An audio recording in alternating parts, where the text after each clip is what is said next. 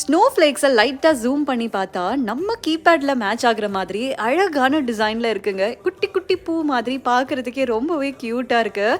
நீங்களும் next snowfall அப்போ அதை ஜூம் பண்ணி பாருங்கள். இந்த மாதிரி ஸ்னோ ஸ்டார்ம் இருக்கும் போது வெளியே போகக்கூடாதுன்னு சொல்லுவாங்க. ஆனால் நாங்கள் சும்மா இல்லாமல் சும்மா ஷாப்பிங் போகலாம் அப்படின்னு காஸ்கோக்கு போயிட்டு தேவையில்லாத பொருள் எல்லாம் வாங்கிட்டு வந்துட்டோம். இந்த மாதிரி ஸ்னோஃபால் டைமில் வெளியே போயிட்டு வந்தால் இந்த மாதிரி விண்ட்ஷீல்டு எல்லாம் ஃபுல்லாக கவர்டாக இருக்கும். எல்லாத்தையும் க்ளீன் பண்ணிட்டு தான் மறுபடியும் நம்மளால் வெளியே போக முடியும். முக்கியமாக ரோட்ஸ் எல்லாம் ரொம்பவே டர்ட்டியாக இருக்கும், ரொம்ப ஸ்லஷியாக இருக்கும்.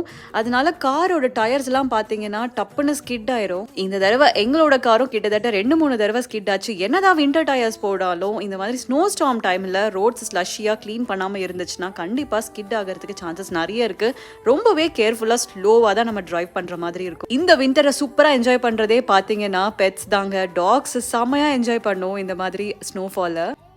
உங்களுக்கு வின்டர் சீசன் பிடிக்கும்னா கண்டிப்பாக கமெண்ட் பண்ணுங்க. பாய்.